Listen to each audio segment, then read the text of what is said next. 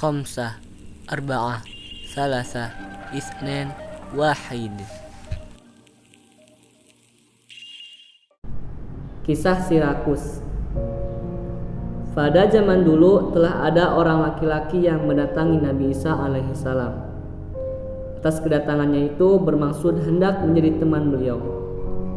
Lalu dia mengatakan, "Saya ingin bersahabat denganmu dan menyertaimu dikala kamu pergi kemana-mana."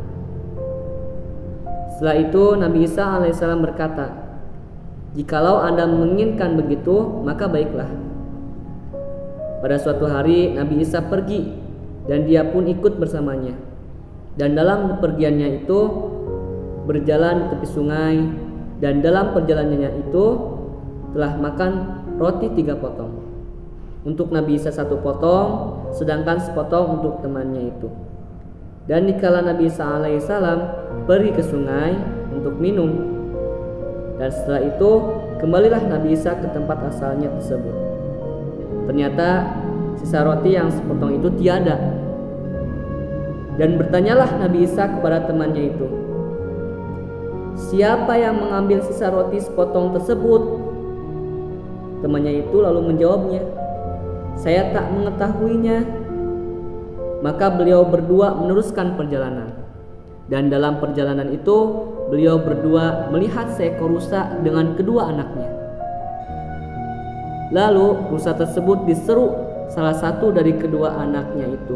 Sudah itu disembelih dan dibakar. Dan rusa tersebut beliau makan berdua bersama temannya itu. Lalu seekor anak rusa yang telah dimakannya itu oleh Nabi Isa dihidupkan kembali. Dan dengan izin Allah setelah itu Nabi Isa menanyakan tentang sepotong roti yang telah hilang itu.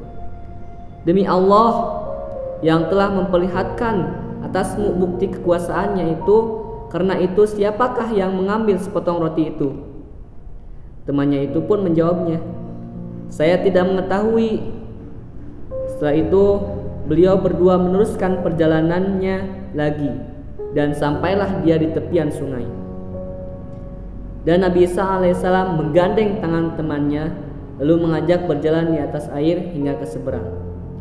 Dan bertanyalah Nabi Isa kepada temannya itu, "Demi Allah yang memperlihatkan bukti sebagaimana halnya itu, lalu siapakah yang mengambil roti itu?" Sudah itu temannya menjawab, "Saya tidak mengetahui." Kemudian beliau bersama temannya tadi meneruskan perjalanan. Kemudian tibalah di hutan dan duduklah beliau berdua. Sedangkan dalam duduknya di hutan tersebut, beliau mengambil kerikil. Lalu kerikil tersebut disuruh menjadi emas. Sedangkan emas tersebut dibagi menjadi 3 bagian. Dan beliau mengatakan, "Bagiku sebanyak sepertiga, dan sepertiganya lagi ini adalah bagi yang mengambil roti sebanyak sepotong tersebut." Mendadak temannya itu berkata, "Sayalah yang mengambil roti itu."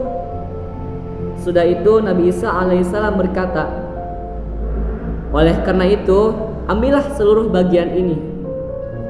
Lalu berpisahlah kedua. Sudah itu temannya tersebut hendak didatangi oleh perampok yang menginginkan emasnya itu dan bermaksud membunuhnya. Kemudian temannya Nabi Isa itu pun mengatakannya, "Yang paling baik